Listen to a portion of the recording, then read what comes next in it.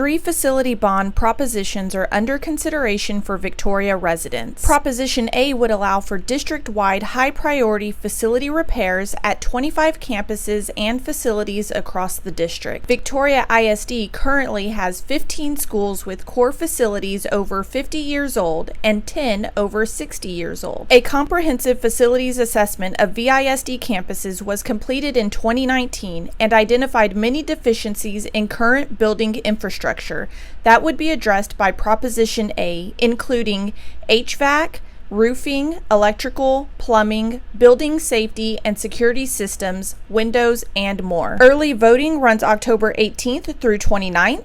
Election Day is November 2nd. We encourage everyone to get informed and get out and vote. For additional information about the bond election, visit visd.net/bond21.